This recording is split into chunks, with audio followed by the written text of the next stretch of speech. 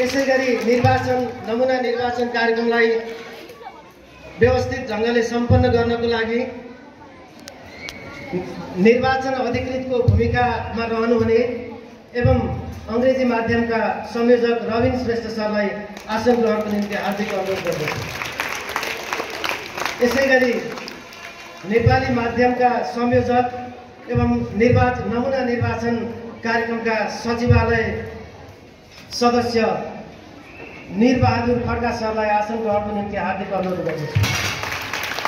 यस निर्वाचन कार्यक्रमका प्रमुख अतिथिज्यू एवं 16 नम्बर वडाका वडाध्यक्ष रामकृष्ण परिवार दाजु, यस कार्यक्रमको सभापतित्व ग्रहण गरिरहनुभएका आदरणीय विद्यालय व्यवस्थापन समितिका अध्यक्ष मोहन प्रसाद बस्तागुटी दाजु, न्यानो अभिवादन गर्न चाहन्छु। पक्कै पनि आज हुन लागिरहेको यस जुन निर्वाचनको झलको दिने खालको जुन कार्यक्रममा लागिरहेको छ, यो कार्यक्रम तय गरेका थियौँ। त्यसैलाई कन्टिन्यू गरेर यसपालि पनि कक्षा 4 देखि 10 सम्म रहेका सम्पूर्ण विद्यार्थी भाइहरूलाई लाइनबद्ध रूपमा छुट्टै 4वटा बुथमा 4वटा जुन हाउस रहेका छन्, 4वटा हाउसमा 4वटा बुथमा विद्यार्थी भाइहरूले भोटिङ गर्नेछन् र विद्यालयको क्याप्टेन र भाइस क्याप्टेन समग्र पाठबाट छनौट हुनेछ भने विद्यालयमा रहेको जुन 4वटा हाउस रहेको छ, 4वटै हाउसको क्याप्टेन तथा भाइस क्याप्टेन पनि आफ्नो हाउसका जुन भोटर छन् उनीहरूबाट छनौट गरेर उनीहरूले छनौट गर्नेछन् भन्ने रहेको छ। आज यस क्याप्टेन भाइस क्याप्टेन छनौट कार्यक्रमका सभाध्यक्ष विद्यालय व्यवस्थापन समितिका अध्यक्ष मोहन प्रसाद बस्तागुटीज्यू, ग्यासमा आसेन 16 नम्बर वडाका कार्यकारी प्रमुख दुर्गा लोपानेज्यू, यस विद्यालयका पिटिएका अध्यक्ष गीता न्यौपानेज्यू, सहायक लगायत विद्यालय व्यवस्थापन समितिका सम्पूर्ण पदाधिकारीज्यूहरू, शिक्षक शिक्षिका, सम्पूर्ण विद्यार्थी भाइ बहिनीहरूमा मेरो व्यक्तिगत तर्फबाट पनि न्यानो अभिवादन व्यक्त गर्न चाहन्छु। यहाँ पक्कै पनि विजेता र उपविजेता हुन्छ नै, र विजेता हुनेले विजेता हुने र उपविजेता हुनेले म थोरै साथीहरूको मलाई विश्वास गरेनन् म उपविजेता भएँ भन्ने एउटा प्रक्रियामा गइसकेपछि यो सहज रूपमा लिने कुराको चाहिँ एउटा पद्धतिको विकास हुन्छ। त्यो हिसाबले पनि आज यो जुन तपाईहरुले विभिन्न विद्यालयमा मलाई लाग्छ क्लासमा नै छान्ने चलन छ, यो अलि बृहत रूपमा यो एउटा निर्वाचन प्रक्रिया जसरी हामीले राज्यले एउटा निर्वाचन प्रक्रिया गराउँछ त्यसै गरी यो जुन विद्यालयले गराएको छ, विशेष गरी विद्यालयलाई धन्यवाद दिन चाहन्छु। र योले पक्कै पनि हाम्रा भाइ बहिनीहरूका बुवा आमाले जसरी हामीले म यहाँ अहिले वडा अध्यक्ष छु, मलाई तपाईहरुका बुवा आमाले यसै गरी लाइनमा बसेर हामीलाई विजेता र उपविजेता बनाउनु हो, हाम्रा नगर प्रदेश सङ्घलाई यसै गरी चाहिँ विजेता र उपविजेता बनाउनु हो।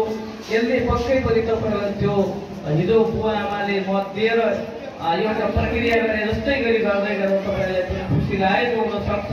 त्यसैले यो एउटा यो प्रजातान्त्रिक पद्धति हो, यो विजेता पनि खुसी हुने र उपविजेता पनि खुसी हुने एउटा प्रक्रिया हो। यो जुन एउटा विद्यालय गरेको छ विशेष गरी धन्यवाद दिँदै मेरा भनाइहरू यहाँ गर्छु। धन्यवाद। मतदान गर्ने मतपत्र प्रस्तुत गरिसक्नु भएको छ। अब विद्यार्थी भाइ बहिनीहरूले प्रमुख अतिथिको रूपमा उपस्थित हुनुहुने 16 नम्बर वडाका वडाध्यक्ष एवं सामाजिक विकास संयोजक ज्यू, त्यस्तै विशेष अतिथिको रूपमा 16 नम्बर वडाका सचिव दुर्गा न्यौपानेज्यू, विद्यालय व्यवस्थापन समितिका पिटी अध्यक्षज्यू, सदस्यज्यू, विद्यालयका सहायक पूर्व र विभिन्न कोअर्डिनेटरज्यूहरू र विभिन्न कक्षामा रहनुहुने शिक्षक शिक्षिका, विद्यार्थी भाइ बहिनीहरू सबैमा अब हामी यो समयको सङ्गीत घडीमा उपस्थित भइसकेका छौँ। अगाडि बढाउने क्रममा यो निर्वाचन प्रक्रिया र यसले हामीले सिक्ने अभ्यासको विषयमा वडा प्रमुख अतिथिज्यूले पनि धेरै कुरा हामीमा राखेर गइसक्नु भएको छ। तसर्थ यो निर्वाचन प्रक्रिया सबै र भव्य रूपमा सम्पन्न गरी विद्यालयको अग्रगति लानको लागि विद्यार्थी भाइ बहिनीहरूलाई एउटा जुन किसिमको नेतृत्व चयन हुन्छ त्यसले हामीलाई अवश्य पनि सहयोग पुर्याउने छ। त्यसमा शिक्षक शिक्षिकालाई सम्पूर्ण महत्त्वपूर्ण भूमिका रहन्छ भन्दै त्यो अहिले उद्घाटन सत्रको कार्यक्रमलाई पनि यही विसर्जन रहेको टाइममा चाहिँ म यहाँबाट बिदा हुन्छु।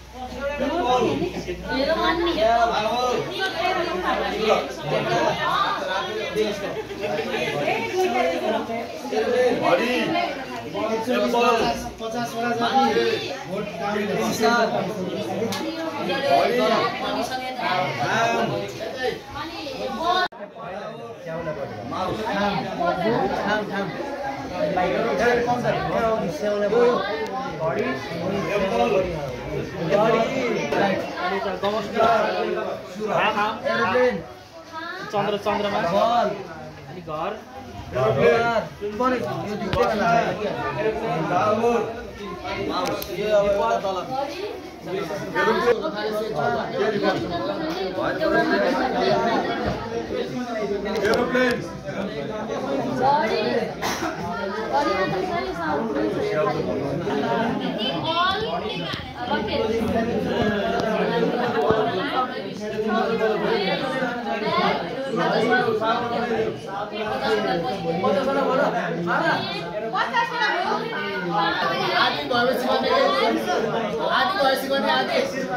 परिणाम लिएर आउँदै हुनुहुन्छ। म यो मतको परिणाम सार्वजनिक गर्नेछु।